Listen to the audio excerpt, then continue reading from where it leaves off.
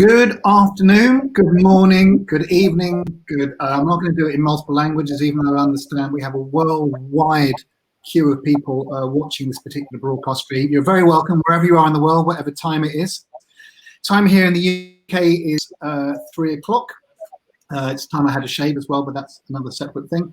And the title of this session is, I'll be reading from papers a little bit, Brand Innovation and Purpose, Where Women's Football Beats Men's Football.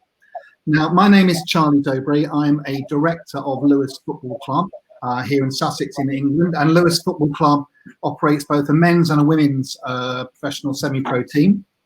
Our men operate in non-league, our women in the second tier. And we're probably best known for being the first club in the world to introduce equal pay, equal playing budgets for men and women. And we're really proud to have done so. And I'm sure that will come up in discussion today. But each of our participants in today's call does some remarkable stuff in football, outside of football, and we're going to look to pick their brains in a metaphorical way in terms of what value we can add about this idea about the real special nature, I think, of women's football. We know that football is one of the world's most popular, almost religions, and highly sponsorable, and gets millions and millions of dollars every year. But what about women's football as well? So to join us today, we have on the panel, it looks like clockwise order to me, but I'm not really sure.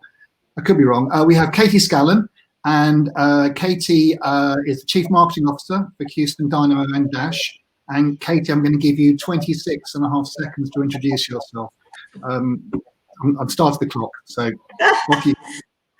Hi, everyone. Thanks for having me. Katie Scallan. As Charlie mentioned, I'm the Chief Marketing Officer with the Houston Dynamo and Dash in Houston, Texas, in the great state of Texas in the United States of America, where it is 10 a.m. We are, the Houston Dash are the only women's football team in the state of Texas, which is one of the largest states in the union. So that provides lots of opportunities, but also challenges. I've been with the organization for about a year and a half. Previously, I was with Toyota Motor Corporation for just shy of 17 years, as well as the Friedkin Group parent company. So thanks for having me. And to just kind of give you guys a little flavor of what the Houston Dynamo and Dash is about, I brought a video along. H-Town. For 7 million people, this is home. Whether you were born here or got here as fast as you could, we are all a part of this community. A community of hard workers, a community of innovators, a community of dreamers. To all of us, this is home. So what's up, H-Town? We gonna make them feel us. So let's do what we do.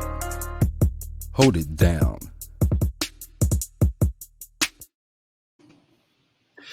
There we go. That is, it's the picture tells the thousand words. Thank you for that. And we'll hear much more about Houston Dash and Dynamo during the next 45 minutes. Gill, I may have unfairly only given Katie 26 and a half seconds. I'm willing to give you 29 seconds.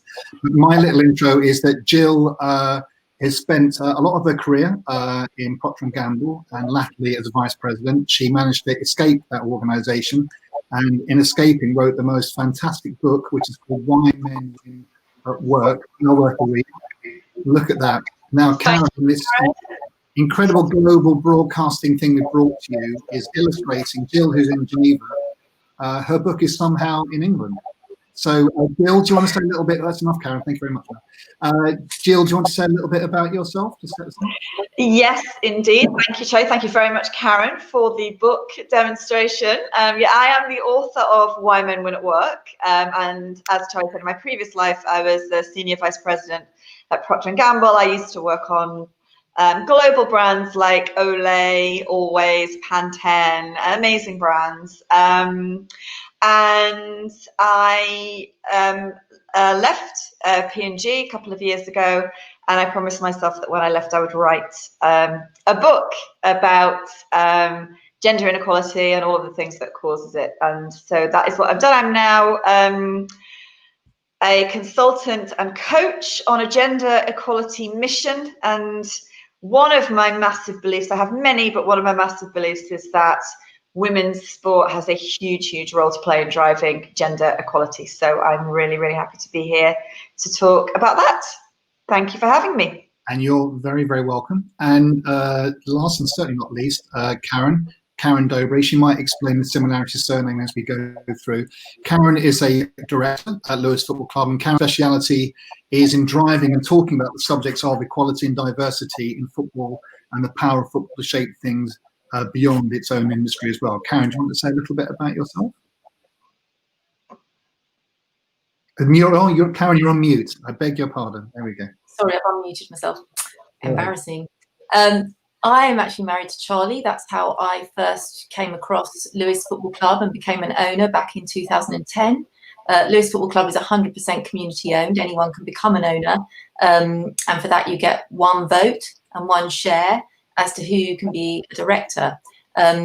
When the club introduced its equality campaign back in 2017, as a feminist, I was really interested in this, and having never liked football and thought it was just for men, in fact, I became interested in football, and I found I got a lot out of watching women play football. So I started to volunteer for the club and tell women about Lewes FC's gender equality campaign.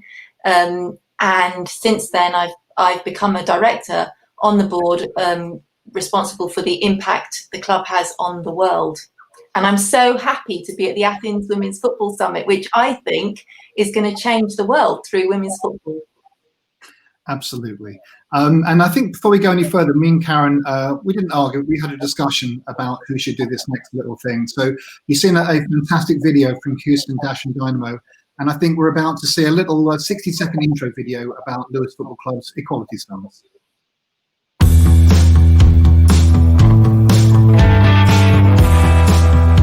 How do you tell your daughter that even if she trains really hard, develops her skills and learns how to score goals like Carly Lloyd, she's only ever going to be worth as much as one of Gareth Bale's fingers? Or possibly two of Wayne Rooney's. I think we can all guess what she's going to think of that. How do you tell your daughter that even if she shows the same skills, the same commitment, trains just as hard and cares just as much, she's always going to be valued less than her little brother? This is clearly going to be a very difficult conversation for you both, which is why we've decided it's time to make a stand so that none of us have to tell our daughters this type of stuff. Lewes Football Club is going to be the first pro or semi-pro club in the world to pay its women's team the same as its men. Partly because it's just the right thing to do for all of this lot, but partly so that you'll never have to tell your daughter why she's always going to be worth less than her brother.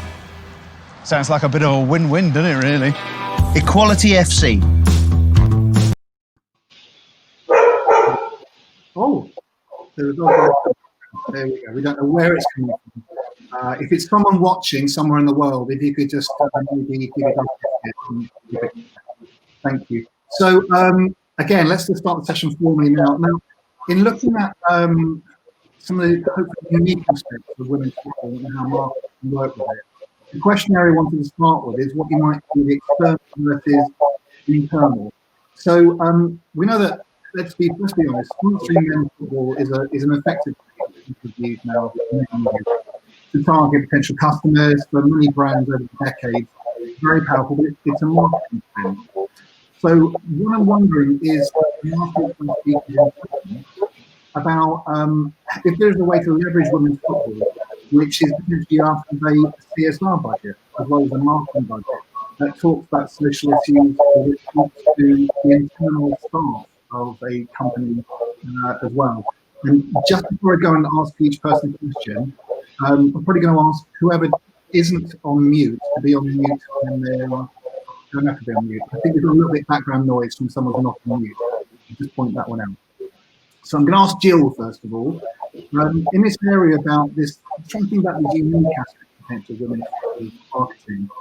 Can you tell us a little bit, and it's in your book, about the connection between team sport participation and women in leadership roles, and how women's football might be quite a powerful kind of market for that? Yeah, absolutely. And I think, to your question, it is a huge external opportunity. We'll talk about that, but internally, it's a massive opportunity for companies for exactly that reason. And absolutely, you know, if I was HR in a company, I would be all over this.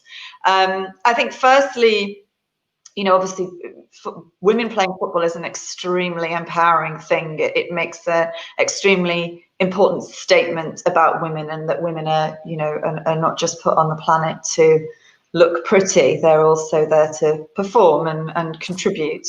But I think the other key opportunity is absolutely from a talent recruitment point of view, actually.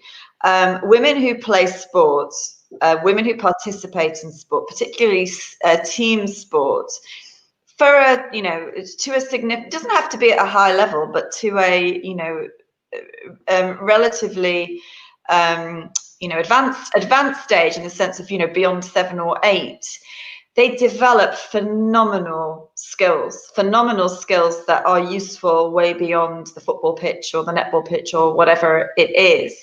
They learn about teamwork, obviously. They learn about failure. They learn that failure is absolutely not a disaster. It's absolutely normal, and it's just something to bounce back from. From that, they learn about resilience. They also learn incredible leadership skills, personal leadership skills, and interpersonal leadership skills.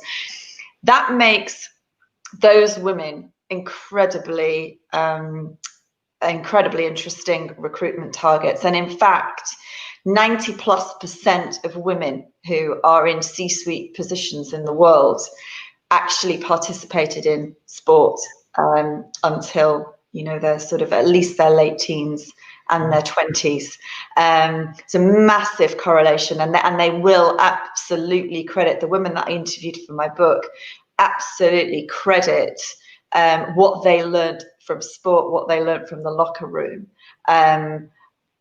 for the most important skills that they've learned in their lives, that they use every day in the workplace. So, you know, the women who are participating in the sport, the kind of women who are spectating with those sports, who are probably also interested in sport themselves, fantastic recruitment targets. So absolutely should be, I think, a big focus area internally, and for, you know, the HR and talent scouting department in any company or organization. That's brilliant. I mean, particularly some of the background in P&G, that's very interesting to hear, because I think to some extent, clearly, there's nothing surprising about men playing football, or, you know, men being strong on the pitch, whereas with women there is, and there's all sorts of signals potentially given off. And as you said, the statistic about women's team sport participation and ending up in the C-suite is like really interesting. I mean, Katie, I know that, to be fair, at Houston Dynamo and Dash, the men's and women's teams, that you oversee both, and you believe very strongly in co-marketing. We've heard about this stuff, and that's good, as well as the co-marketing. But I'm wondering, what is the significance of Dash being the only pro women's sports team in Houston? I mean, are you, to be fair, still using that as an edge? Are you finding some additional messages and power in that? Absolutely. You know, it's you know, Texas, like I mentioned earlier, is one of the largest states in the United States, and to be the only professional women's team in Houston, which is the 4th largest city in America, as well as the most international city, and then to only one other women's team in the entire state, it does give us a leg up. The other thing is, you know, Houston is the energy capital of the world. Everyone's quite aware that we have all the oil and gas here and energy. So it is a very interesting play for the energy sector that is always struggling to find females, to Jill's point about for science and mathematics and engineering. And so the HR departments and the philanthropy and CSRs are very interested in the fact that the female empowerment angle and how we can bring women to the table. The marketing folks are interested because we are a niche. We are the only women's team. So we can provide things that none of the other sports teams can, obviously, that female quotient. And also, I mean, admittedly, it's at a lesser price point. So folks that are just trying to dip their toe in the water in sports marketing, it's an interesting play for them because they can get, as we like to say in the US, more bang for their buck. Absolutely. Well, and I think that's a phrase that goes globally, isn't it? And I think as you pick up there, that the growth of women's football is already starting to hit some exponential numbers in Europe, in the States, South America, and elsewhere. And probably, as you say, if at the moment it's such good value, that it's a great time to be involved. I mean, Karen, thinking about looking at this kind of like this corporate social responsibility budget, this kind of corporate inward-facing reasons for backing women's football, perhaps. You've given a lot of seminars to women's groups and experiences of gender equality at the football club and what's worked and what hasn't worked. Do you think that's a sort of an approach, almost that semi-educational approach, that a potential sponsor for a women's football team could also bring internally into their company and get some learning from that? That's a good idea.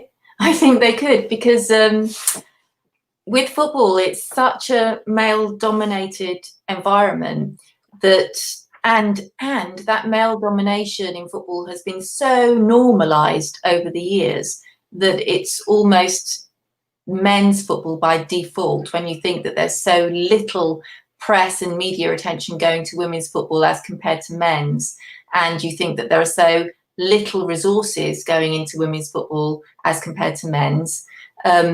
It makes it really, really clear that it's like I always think of it as an extreme microcosm of the wider patriarchy.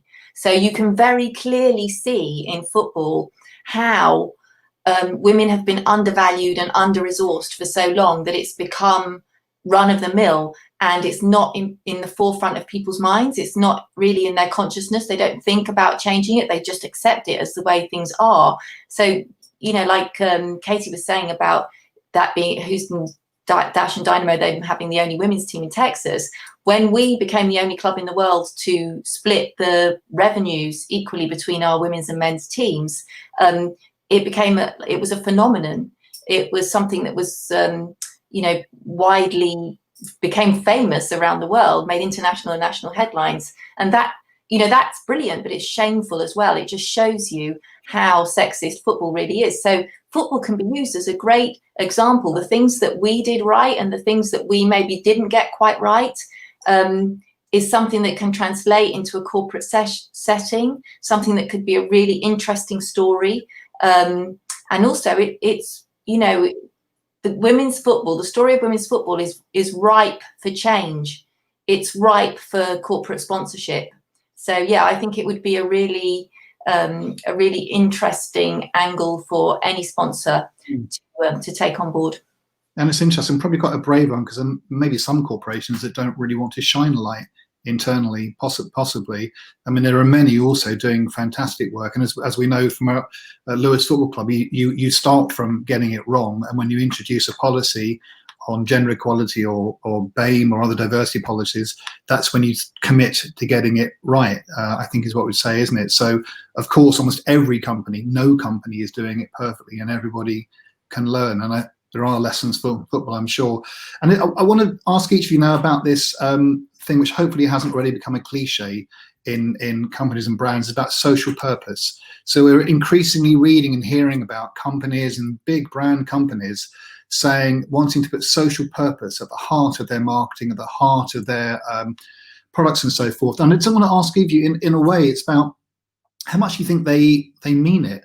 And in a sense, if they do really mean it, and let's give the benefit of the doubt, for example, Katie, in the US, it might be interesting. Are you seeing much evidence of this, that where social purpose is translating into examples you can think of yet with like major companies about how they are acting or how they're spending their marketing dollar?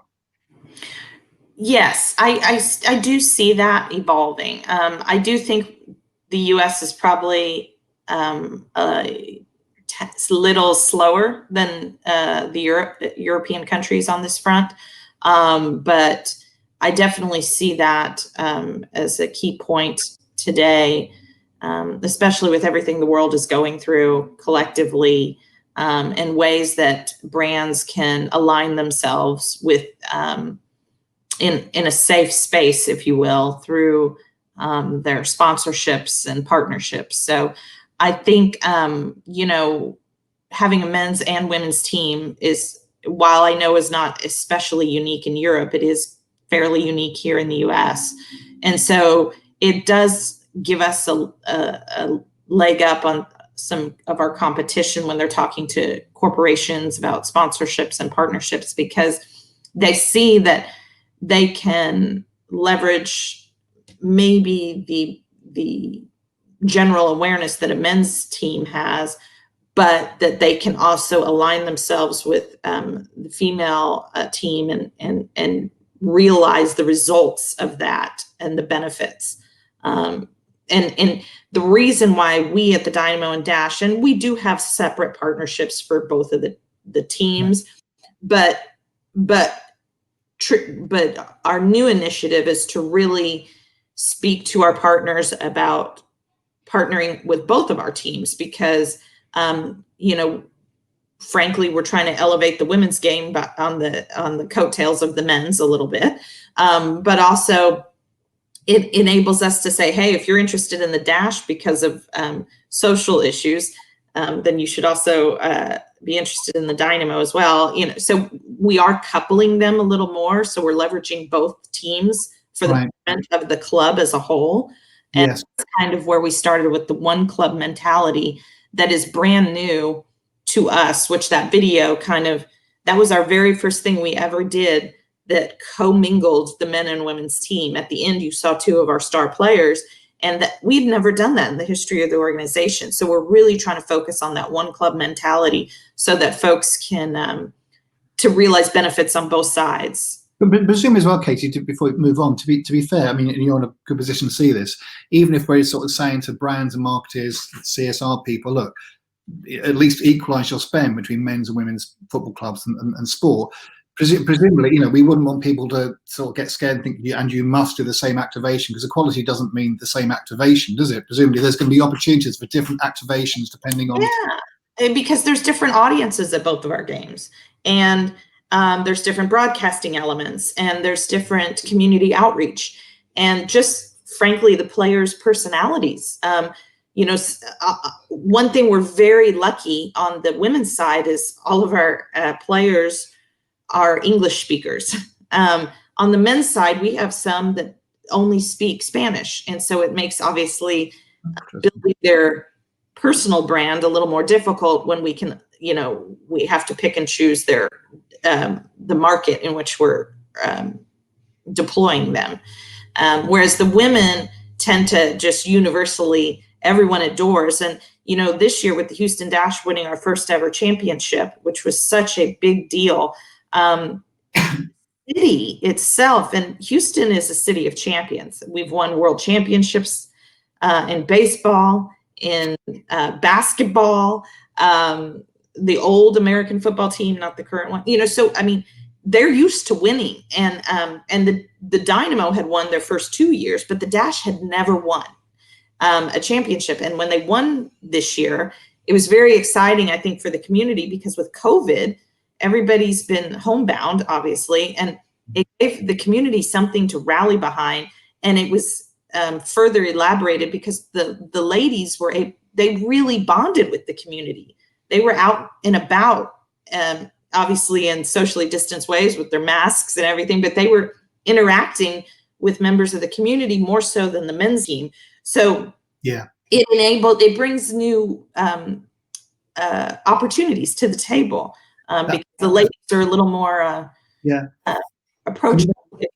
That community engagement thing, I mean, that's interesting, because we had exactly the same experience at Lewis during COVID, which of course is coming back again at big time. About they were more local and they took part a lot more in community engagement. I think that was really noticed. Gill, from your unique perspective and experience inside P&G, thinking about the social purpose thing, do you think it's here to stay? Is that a passing fad? As well, I mean, I don't want to be too harsh, and assuming and hoping that it isn't. I mean, how do you think that people, particularly in MCG, can use women's football to connect, to demonstrate they really get and mean social purpose? Yeah, I mean, I absolutely think it is here to stay, and I think you asked do they mean it? Do these companies mean it? I think they have to mean it. Not just about women's football, not just about gender equality, but I think when it comes to having a purpose in general, at the end of the day, companies do things that make money, right? They do things that are in their interest. Human beings actually do things that are in their interest, but companies certainly do things that make money. We certainly know people, it's becoming much more important to people generally now that the place that they work is aligned with their own values and their own sense of purpose in life. It is absolutely fundamental to the younger generation. I mean, if you ask them to rank their priorities, versus previous generations, money would be much lower. And this company fits with me and what I believe in would be absolutely at the top, along with work-life balance. So, if companies want to recruit and retain the best people, and they're going to invest in training them, so they want to retain them, I think they absolutely have to mean this. So it's in their interests on that front. And I think it's also, hugely in their interests, because, from a gender equality point of view, if we zoom in on that, it drives business. It drives business results. There is, years and years, stacks and stacks of unequivocal data analyzing companies and organizations that have gender equality and diversity versus not, up to the top levels. It's absolutely unequivocal that the equal and diverse companies and organizations perform better, they deliver more sales, they deliver more profit. Ultimately, that is why they will mean it, because they will realize that it's a competitive advantage to support it and to do it, and it's importantly a real competitive disadvantage not to. They will start to see, if they don't mean it, they'll start to see their competition overtaking them. And when they analyze it, they'll realize that one of the things that's causing that is a lack of equality and diversity. So it's a slightly cynical answer, which is, yes, they mean it. Realistic. For business, they need to. But I think that's actually really important, because I think it's really important that this conversation about equality and about women in sport and about women in the world and women at the table isn't a let's be nice to women, let's support women because it's the right thing to do conversation. I always say it is not a charity, it's a business thing, and I think it's really important for women that is the conversation. I don't think women really want this to be a nice conversation. Yeah, I think that's absolutely right, and we kind of reflect that. It's like no one's looking for handout charities, are they, and sponsorship in women's football or anything like that. And it's interesting, we sort of move on to Karen in a second, but at Lewes Football Club, it can come up quite often that people want to argue on Twitter or elsewhere against, a football club, a big football club, for example, introducing gender equality. And we quite often come across still the argument sort of says, well, why would I'm not picking any particular team, like some big global brand football team without mentioning one, why would they do it? They're doing amazingly. Why would they want to do it? And our answer to that is always, well, if I'm an investor on the board of directors for that company, why on earth would I not invest in the massively expanding high growth product B, which is women's football, rather than keep on tipping all my investment money into product A, which is the mature product? And we sort of say to people, put it succinctly, it's the same argument that sort of says, I expect Coke are very happy they introduced Diet Coke in 1982, which now outsells Coke, which didn't cannibalize Coke. It simply more than doubled their market.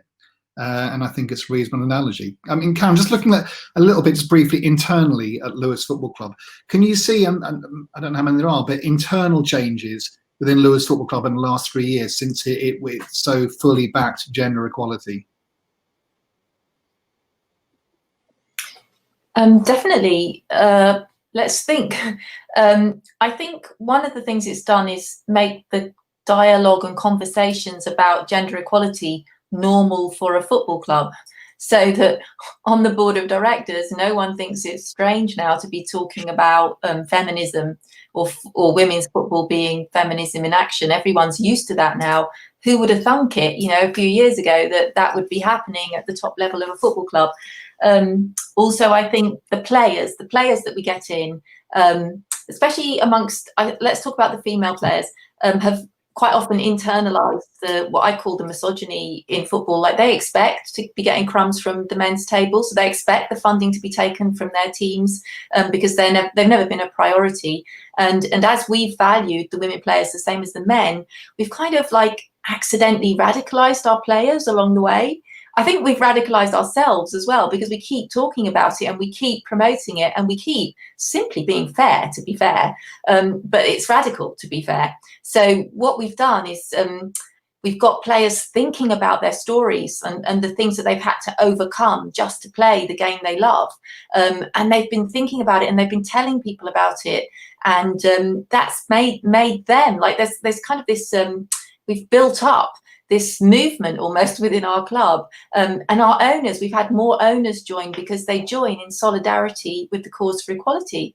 Where else can they watch football or support an initiative like ours? Nowhere else in the world. So we've had more owners join, we've had more media attention. Everyone's interested in hashtag gender pay gap, hashtag me too, hashtag time's up. It's an interesting topic. Women are fed up with it, men are fed up with it. They want a way that they can show their support for it. So they own Lewes Football Club. It's a great way to do it. Just £40 a year, I might say, since we're on a marketing call. And also, what else can I say about internal changes? I think that we've also had, just amongst our fans in Lewes, people who wouldn't have watched women's football a couple of years ago, deciding that women's football is actually worth a shot, and they enjoy the technicality of the game, they enjoy the players themselves, and that's been marvellous as well. And listen, I can't answer that question without saying that I've changed radically as a person, and that's just one person. But I used to hate football, and now I think about it nearly all the time. So that's a change as well. I knew you were going to say that at some point. I think I want to pick up on that, because I think that there's something in here which is that maybe an aspect of that might still deter some big bang sponsors and the rest of it from women's football, is a fear of getting it wrong. There's a fear of, if I get involved now, I don't want to kind of get the message wrong, or I don't really know enough about it. And I think that that's true inside a football club, our football club, and I'm sure in Houston has a similar experience, whereby we get stuff wrong. We try stuff, we get it wrong. All of us in this thing called women's football are, in the nicest sense, making it up as we go along. You know, which is why we don't want it to be like a copy of carbon copy of men's football. We want it to be whatever it can be, and that means that all of us are experimenting.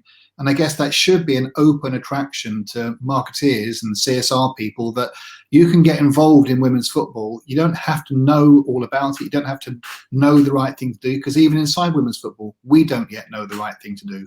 We're still trying to find the right things, aren't we, all the time? But it does have I have to say, it does have a great energy inside women's football as an industry, and the people does have a great energy, and it's good fun to work with. I mean, Charlie, yeah. Can I say, I mean, the message of women's football, sorry to interrupt and everything, but the message of it is really about inclusivity and acceptance, you know, and that's the thing that brands behind, because that would, for the world, right? We're talking about really uniting the world and getting over our differences, getting over the egos that we really don't need anymore in the world. If you look at, you know, the things that are going on about the world, from climate crisis to gender inequality, you know, all of these things, women's football has the potential and the power to speak to that, and to bring people together, to accept people for who they are, who they really are, and free them up from stereotypes. Whereas, you know, men's football, you know, I quite like it now, and it's obviously very popular around the world, right? But all it does is reinforce the same old tropes. Whereas women's football, completely refreshing, a brilliant brand to get behind. So I just wanted to say that, Charlie, about the difference in terms of branding. I think it's true, and as people might be able to spot already, people can be quite evangelical about women's football, but so they should be as well. Quite right. There's no reason not to be about that. We've got about 10 minutes left, slightly less than 10 minutes. So I wanted to look at another area which is related, which is I've called selling soap versus selling hope. And it relates to the previous question about why would brands and companies get involved in women's football. And it's, you know, we know that men's football is it's a huge vehicle for creating brand endorsement with, you know, shaving products or something like that, and enormous reach as well. But I'm wondering if women's football can or should help brands to themselves promote social change. So allowing for what you said, Gill, about the fact that all brands are there to sell stuff at the end of the day, but about what they can, whether they want to be involved in women's football to help promote social change to customers and would-be customers. So I suppose in a sense, in thinking about what I've read in your book, do you think sponsorships can actually, sponsors can help to help create female role models and indeed male allies as well? Or does that work have to be done really internally by the company? And their marketing can help achieve that? I think it can absolutely help, and I do think when done well, marketing linking up with a brand, linking up with something like sport or football, either in, you know, from a classic advertising and communication point of view or from a sponsorship point of view, it can be extremely powerful, and you can achieve things that a brand just can't do on its own because it's a partnership. You take on each other's image. And you are strengthened as a result of that. And I know one of the things that you talk about, Charlie, that I love is the, you know, the question of selling soap versus selling hope.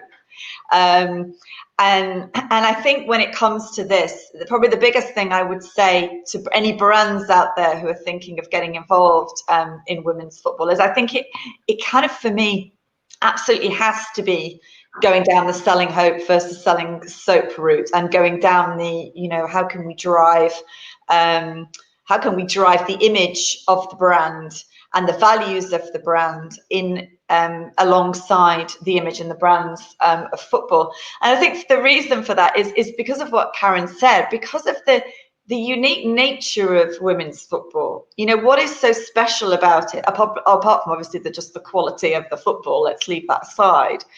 What's so special about it from a kind of social point of view is that for once we're seeing women as not decorative.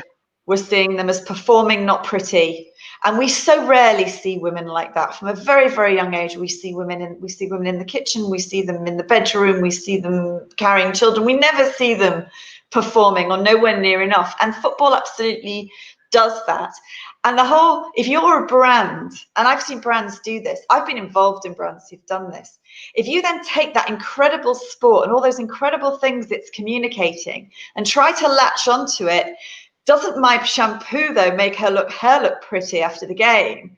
You destroy everything that's brilliant about women's football and the messages that it's sending out there. So I think it absolutely has to be more of a social and purpose and value driven message, rather than more of a classic functional message. But I absolutely think that it can hugely help that if it's done right and if it's done in a way that's authentic for that brand.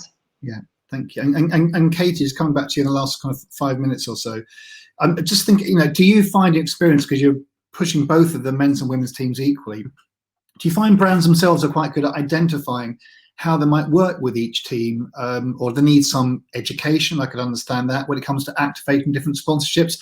And I wonder if people don't know, if you could just give a little anecdote as well about the recent Budweiser sponsorship and about how that paid off for them as well.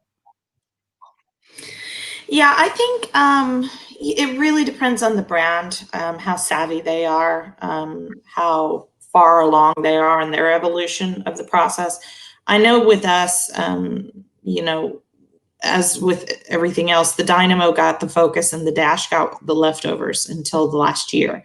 And that's why we created that one club mentality, so that we could couple our efforts, leverage our marketing dollars more so. So part of that was, and to Jill's point, a lot of the Dash marketing, what was done was, oh, let's market to the little girls running around with ribbons in their hair, and oh, look at the pretty girl running, you know, and while we don't want to alienate any of those, we really wanted to showcase that these are fierce women athletes, and they are just as fierce as their male counterparts. So one of the things when the Dash won the championship, Budweiser is both an NWSL league sponsor as well as the Dash sponsor. And, you know, they the ladies, as many celebratory things go, they're spraying most folks use wine, but the ladies were using Budweiser, and they were putting Budweiser in the trophy and all that. And so it was a very, organic moment of just their pure joy at winning. When they got back to Houston, it's a tradition here to have parades. Well, because of COVID, you can't have the parades going around downtown Houston with all the fans cheering on the side. So what we did instead is we built out a stage, and we had all the ladies up there with the coaching staff, and fans drove through in a drive-through, and were hanging out their sunroofs and decorated their cars, and everyone kept bringing cases of Budweiser. And then Budweiser showed up with their truck and unloaded more Budweiser. And so it was an opportunity for what was just a simple sponsorship that, frankly, I'm guessing Budweiser really didn't put a lot of focus on. And it paid out dividends for weeks, because the fans grabbed onto it and wouldn't let go, because they were like, if Budweiser is going to support our ladies, we're going to support Budweiser. And so Budweiser was everywhere we looked for a week. Wow. And it was all over the news, the newscasts here locally. And so I think they got a lot of marketing exposure for their brand.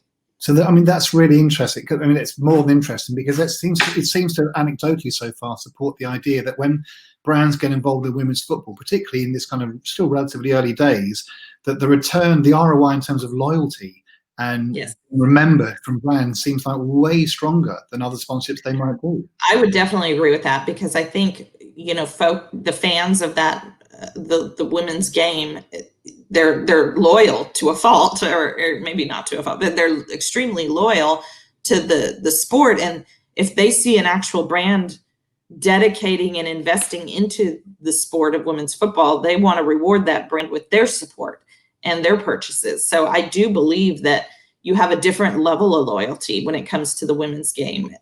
To the point where the only other place I've seen that is through charitable efforts. Like personally, breast cancer awareness is very important to me. So any brand that supports breast cancer awareness, I'm more apt to spend my money with that brand, because they support a cause that is important to me. So to date, I've only seen that kind of loyalty through charitable foundations and initiatives, and that I see on the women's football side. It's very similar. So and we find that as well sometimes. It feels almost more similar to like cause-related marketing. It isn't cause-related, it's women's football, but it's just something about the small p political of women playing football despite numerous bans around the world. I'm getting a bit of a signal to wrap up, and the last hopefully couple of minutes I can ask you a question. You might go, I've got no idea, and that's fine if you don't. But I just ask you to speculate for half a minute on, do you think if women completely ran FIFA, how do you think football might look differently around the world, and how might the World Cups look different? I'm going to pick on Gill with all the football. I don't know. What do you think? If women ran FIFA, ran world football, I think we can safely say things would look very different, right? I think if women, you know what, I'm not even asking for women to run FIFA or women to run football or women to run the world. I'm just asking for 50-50. I'm just asking for us to represent, women equally at the table in any place where decisions are made. But I think, even at 50-50, I think things would look very, very different. I mean, I think decisions have been made today about women's football being cancelled versus men's football. These are decisions that I just don't think would be made if there were 50% women at that table. And I think often bad decisions are made actually not because they're intended to be bad decisions, and not because anybody is actually trying to be evil or malicious or block anybody. But if you don't have somebody in the room representing a point of view, you don't hear it. This is why it's such an issue when you have a government cabinet that is only men, because they don't think about things that women would think about. And I think you'd see the opposite, by the way. I think if we had a world which was only run by women, we would forget some things that are important to men. So all I'm asking for is 50-50, and absolutely yes, football would be better for it, the world would be better for it. As you say, it's not an indictment of men, is it? It's literally saying diversity goes without saying is better decision making. Katie, do you want to sort of have a little chip in on that one? FIFA half run by women? You're going to play safe. I can tell you're going to play safe on that one. I think, you know, the best collaboration is when a variety of parties are represented.